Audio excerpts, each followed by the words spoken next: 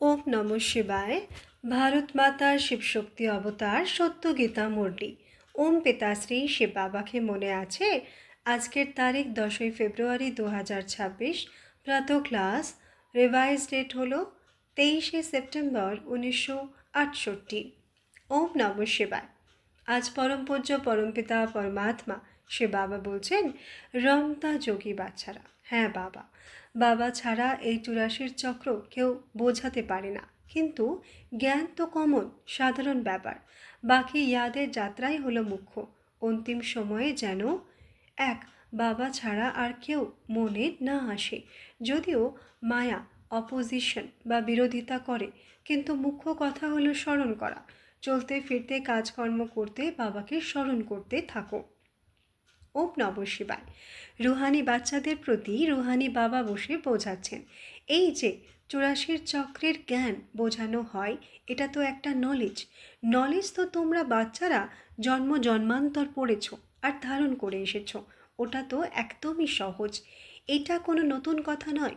বাবা বসে বোঝাচ্ছেন তোমরা 84 জন্মের পাঠ কিভাবে বাজিয়েছ, সত্যযুগ থেকে কলিযুগের অন্ত পর্যন্ত। তোমরা কত পুনর্জন্ম নিয়েছ, এই জ্ঞান তো সহজ রীতিতে বুদ্ধিতে আছেই। এটাও একটা পড়াশোনা। রচনার আদি মধ্য অন্তকে বোঝো, সেটা তো বাবা ছাড়া আর কেউ বোঝাতে পারে না। বাবাই বোঝাচ্ছেন। এটা তো এখন বাবার দ্বারা বুঝে নিয়েছ যে আমরা 84 চক্র কিভাবে লাগিয়েছি। বাবা বলেন এই জ্ঞানের থেকেও উঁচু কথা হলো ইয়াদের যাত্রা, যাকে যোগ বলা হয়। যোগ অক্ষরটি খুবই বিখ্যাত, কিন্তু এটা হলো ইয়াদের যাত্রা। যেমন মানুষ যাত্রায় যায়, তাই না? বলবে আমরা অমুক তীর্থযাত্রায় যাচ্ছি, শ্রীনাথ বা অমরনাথ যাই, ওটা মনে থাকে। এখন তোমরা জানো রুহানি বাবা তো অনেক লম্বা স্মরণ শেখান, যে আমাকে স্মরণ করো। ওই সব যাত্রা থেকে তো আবার ফিরে আসে। এটা ওই যাত্রা বা মুক্তিধামে গিয়ে নিবাস করতে হবে, যদিও আবার পাটে আসতে হবে, কিন্তু এই দুনিয়াতে নয়। এই পুরানো দুনিয়া থেকে তোমাদের বৈরাগ্য আছে। এটা তো ছি রাবণ রাজ্য, তাই না? তো মূল কথা হলো এই ইয়াদের যাত্রা। অনেক বাচ্চারা এটাও বোঝে না যে কিভাবে স্মরণ করতে হবে। যারা বোঝে তারা উঠতে বসতে চলতে ফিরতে বাবাকে স্মরণ করে। কেউ স্মরণ করে কি করে না, এটা তো দেখার মতো কোনো জিনিস নয়। বাবা বলেন নিজেকে আত্মা মনে করে বাবাকে স্মরণ করো। দেখার তো জিনিস নয়, না জানা যেতে পারে এই অবস্থায় কতক্ষণ থাকতে পারে, কতক্ষণ ইয়াদের যাত্রায় কায়েম থাকে, এটা তো নিজেই জানে। যুক্তি তো অনেককে বলতে থাকি। কল্যাণকারী বাবা বুঝিয়েছেন নিজেকে আত্মা মনে করে সে বাবাকে স্মরণ করো, যদিও নিজের সার্ভিসও করতে থাকো। যেমন উদাহরণ, এই জগরাম পাহারায় আছে, চক্র লাগাতে থাকে। এদের স্মরণে থাকা তো বড় সহজ। বাবার স্মরণ ছাড়া আর কিছু মনে আসা উচিত নয়। বাবা উদাহরণ দিয়ে বলেন এই ইয়াদের যাত্রাতেই আসা যাওয়া করো। যেমন পাদ্রীরা যায়, কত সাইলেন্সে যায়।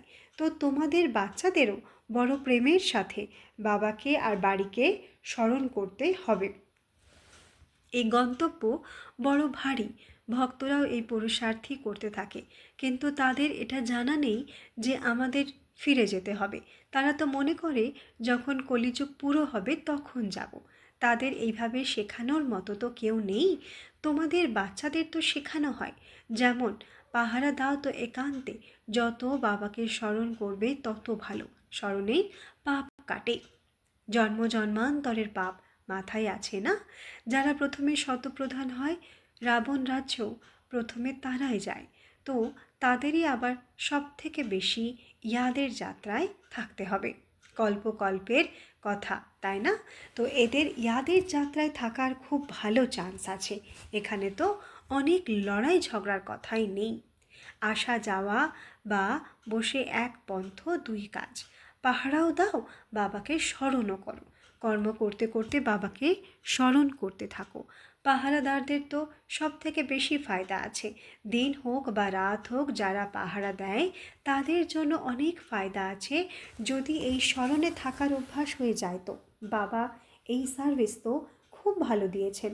পাহারা আর ইয়াদের যাত্রা, এটাও চান্স পাওয়া যায় বাবার স্মরণে থাকার। এই ভিন্ন ভিন্ন যুক্তি বলা হয় ইয়াদের যাত্রায় থাকার জন্য।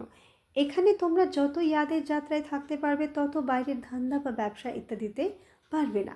তাই মধুবন আসো রিফ্রেশ হতে, একান্তে গিয়ে এক পাহাড়ে বসে ইয়াদের যাত্রায় থাকো। আবার একজন যাক বা 2-3 জন যাক, এখানে চান্স খুব ভালো আছে। এটাই মুখ্য বাবার স্মরণ। ভারতের প্রাচীন যোগও খুব বিখ্যাত। এখন তোমরা জানো এই স্মরণে পাপ কাটবে, আমরা শতপ্রধান হয়ে যাব। তো এতে পুরুষার্থ ভালো করতে হবে, বাহাদুরি তো এতে যে কাজ করতে করতে বাবাকে স্মরণ করে দেখায়। কর্ম তো করতেই হবে, কারণ তোমরা প্রবৃত্তি মার্গের গৃহস্থ ব্যবহারে থেকে ধান্দা ইত্যাদি করতে করতে বুদ্ধিতে বাবার স্মরণ থাকো। এতে তোমাদের অনেক রোজগার বা উপার্জন আছে, যদিও এখন কত বাচ্চার বুদ্ধিতে আসে না। বাবা বলতে থাকেন চার্ট রাখো, অল্প স্বল্প কেউ কেউ লেখে। বাবা যুক্তি তো অনেক বলেন, বাচ্চারা চায় বাবার কাছে যায়, এখানে অনেক রোজগার করতে পারে। একান্ত খুবই ভালো আছে। বাবা সম্মুখে বসে বোঝাচ্ছেন আমাকে স্মরণ করো, তো পাপ কেটে যাবে, কারণ জন্ম জন্মান্তরের পাপ মাথায় আছে। এই বাবা তো জানেন বিকারের জন্য কত ঝগড়া ইত্যাদি চলে, বিঘ্ন পড়ে। বলে বাবা আমাদের পবিত্র থাকতে দেয় না। বাবা বলেন আচ্ছা বাচ্চা, তুমি ইয়াদের যাত্রায় থেকে জন্ম জন্মান্তরের পাপ যা মাথায় আছে সেই বোঝা তো নামাও, ঘরে বসে শিব বাবাকে স্মরণ করতে থাকো। স্মরণ তো যেখানেই থাকো করতে পারো, যেখানেই থাকো এটা নিজের প্র্যাকটিস করতে হবে। যেই আসুক তাকেই এই পয়গাম বা সন্দেশ দাও। বাবা বলেন নিজেকে আত্মা মনে করে বাবাকে স্মরণ করো, একেই যোগ বল বলা হয়। বল মানে শক্তি, বাবাকে সর্বশক্তিমান বলা হয়। তো ওই শক্তি বাবার থেকে কিভাবে মিলবে? বাবা নিজে বলেন আমাকে স্মরণ করো। তোমরা নিচে নামতে নামতে তমপ্রধান হয়ে গেছো, ওই শক্তি একদম শেষ হয়ে গেছে, কানা করিও নেই। এই কথাগুলো দুনিয়ার মানুষ একদমই জানে না। তোমাদের মধ্যে কেউ আছে যারা ভালোভাবে বোঝে, বাবাকে স্মরণ করে। নিজের মনকে জিজ্ঞাসা করতে হবে আমাদের চার্ট কেমন থাকে। বাবা তো সব বাচ্চাদের বলেন ইয়াদের যাত্রায় মুখ্য স্মরণেই তোমাদের পাপ কাটবে, তমপ্রধান থেকে শতপ্রধান হয়ে যাবে। বাবা বলেন কল্প কল্প প্রতি 5,000 বছর পর তোমাদের এসে পৌঁছায়। যদিও যেখানেই থাকো, বিলাতে একা আছো, কারণ জড়ি দম্পতি থাকলে তো একে অপরকে সাবধান করে। যদিও সেই সাবধান করার মতো না থাকে, বাবাকে তো স্মরণ করতেই পারো, তাই না? মনে করো বিয়ে করা আছে, স্ত্রী অন্য কোনো জায়গায় আছে, তো তাকেও লিখতে পারো। তুমি একটা কথা শুধু মনে করো, নিজেকে আত্মা মনে করে বাবাকে স্মরণ করো, তো তোমাদের জন্ম জন্মান্তরের পাপ মোক্ষ হয়ে যাবে। এখন 84 চক্র পুরো হচ্ছে। এই পুরানো পতির দুনিয়া বিনাশ সামনে দাঁড়িয়ে যুক্তি তো অনেক বোঝাতে থাকেন, তারপর কেউ করুক বা না করুক তাদের মর্জি। বাচ্চারা নিশ্চয়ই বোঝে, বাবা রায় বা পরামর্শ তো খুবই ভালো দেন। আমাদের কাজ হলো মিত্র সম্বন্ধী ইত্যাদি যেই মিলুক সবাইকে এই জায়গার পয়গাম দেওয়া। বন্ধু হোক বা যেই হোক, সার্ভিসের শখ থাকা উচিত। তোমাদের কাছে চিত্র তো আছে, ব্যাজও আছে। ব্যাজ তো খুবই ভালো জিনিস। ব্যাজ কাউকে এই লক্ষ্মী নারায়ণ বানাতে পারে। শুধু বোঝাতে হবে ইনি হলেন ত্রিমূর্তি, এদের উপরে আছেন শিব বাবা। ওরা ত্রিমূর্তি বানায়, উপরে শিবকে দেখায় না। শিবকে না জানার কারণে ভারতের তরি ডুবে গেছে। এখন তোমরা বোঝাও, সবার আগে তো হলেন পরমপিতা পরমাত্মা শিব রচয়িতা, যার দ্বারাই ভারতের তরি পার হয়। ওরা তো ত্রিমূর্তির অর্থই বোঝে না, এটাও ড্রামা তৈরি হয়ে আছে। পতিত হয়তো আবার ডাকতে থাকে হে পতিত পাবন, এসে পতিতদের পাবন করো। তোমরা জানো এটা পতিত দুনিয়া, কত কানাকড়ি পয়সার ভুল, একদম সাধারণ ভুল। যেমন বাবা বসে বোঝাচ্ছেন তেমন তোমাদেরও ভাষণ করতে হবে। যদিও বাচ্চারা সার্ভিস তো করতে থাকে, ড্রামার প্ল্যান অনুসারে এমনই চলে আসছে। বাবাও ডাইরেকশন দিতে থাকেন এমন এমন মিউজিয়াম খোলো, সার্ভিস করো, তো অনেকে আসবে। সার্কাসেও বড় শহরে খোলে না, কত তাদের কাছে জিনিসপত্র থাকে, গ্রাম গ্রাম থেকে লোক দেখার জন্য আসে। তাই বাবা বলেন, তোমরাও এখন এমন সুন্দর মিউজিয়াম বানাও যা দেখে খুশি হয়ে যায়, আবার অন্যদের গিয়ে শোনায়। এটাও বোঝো যে কিছু সার্ভিস হয় গল্প আগের মতোই হতে থাকে, কিন্তু শতপ্রধান হওয়ার খেয়াল খুব রাখতে হবে, ওতেই বাচ্চারা গফিলতি করে। মায়া বিঘ্ন এমন ইয়াদের যাত্রাতেই দেয়। নিজের মনকে জিজ্ঞাসা করতে হবে, আমাদের কি এত শখ আছে, মেহনত করি? যেমন বাবা বোঝান জ্ঞান তো কমন ব্যাপার, বাবা ছাড়া এই 84 চক্র কেউ বোঝাতে পারে না।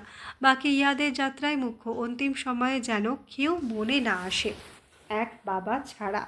ডাইরেকশন তো বাবা পুরো রীতিতে দিতে থাকেন, যদিও মায়া অপোজিশন করে। মুখ্য কথা হলো স্মরণ করা। সবাই তো এটা শেখাতে পারে না, তারা জানেই না। তোমরা কাউকেও বোঝাতে পারো, যদিও যেই হোক, তোমরা শুধু এই ব্যাজ দেখাও।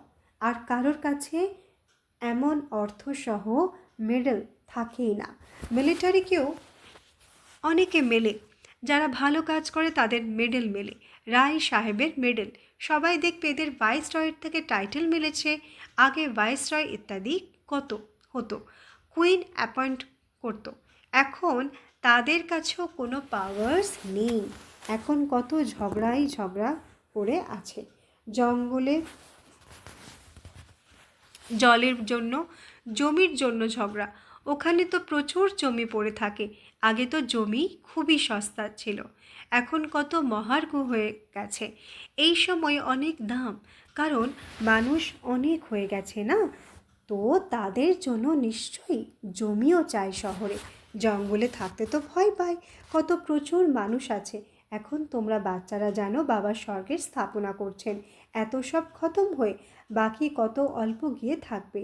জমি কত প্রচুর হবে, ওখানে তো সব কিছু নতুন হবে। 5 তত্ত্ব শতপ্রধান হয়ে যায়, খনি ইত্যাদি সব নতুন হবে। ওই নতুন দুনিয়ার যাওয়ার জন্য আবার ভালো রীতিতে পুরুষার্থ করতে হবে। প্রত্যেক মানুষ পুরুষার্থ করে উঁচু পদ পাওয়ার জন্য।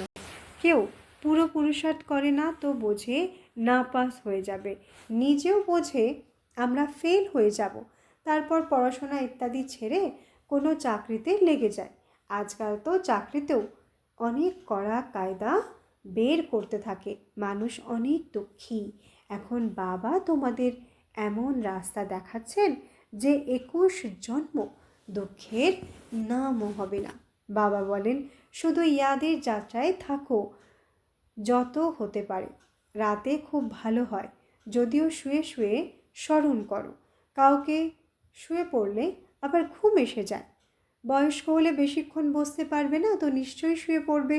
শুয়ে শুয়ে বাবাকে স্মরণ করতে হবে। এই পাকা রোজগারে কখনো ঝিমুনি আসবে না। যুবক হলে উঠে স্মরণ করতে বসবে, তারপর তো শোয়ার ইচ্ছাই হবে না, বড় খুশি ভেতরে হতে থাকবে, কারণ অনেক অনেক রোজগার আছে। এখন তোমরা বোঝো টাইম পড়ে আছে, কিন্তু মৃত্যুর কোনো ঠিকানা তো নেই। তো বাবা বোঝাচ্ছেন মূল হলো ইয়াদের যাত্রা। বাইরে শহরে তো মুশকিল, এখানে আসো বড় ভালো চান্স মেলে, কোনো চিন্তার কথাই নেই। তাই এখানে চার্ট বাড়াতে থাকো, এতে তোমাদের ক্যারেক্টারও শুধরে যাবে। কিন্তু মায়াও বড় দুস্তর, ঘরে থাকাদের এত কদর থাকে না। তবুও এই সময় গোপদের রেজাল্ট ভালো। অনেক কন্যারা লেখে বিয়ের জন্য খুব বিরক্ত করছে, কি করব। যারা মজবুত সেন্সিবল কন্যা হবে তারা কখনো এমন লিখবে না। তো লেখা তো বাবা বুঝে যান, মেরুদণ্ড বাঁকা দুর্বল। এটা তো আছে নিজের হাতে, নিজের জীবনকে বাঁচানো। এই দুনিয়াতে তো অনেক প্রকারের দুঃখ আছে। এখন বাবা তো খুব সহজে বলেন, নিজেকে আত্মা মনে করো আর বাবাকে স্মরণ করো। এই ব্যাজ তো সদাই লাগানো থাকুক। কাউকেও বোঝাও সে বাবা ব্রহ্মার দ্বারা এই স্থাপনা করছেন। কত সহজ কথা। তোমরা বাচ্চারা তো মহান ভাগ্যবান যারা এসে সাহেবজাদা হয়েছ। বাবা কত উঁচু বানান।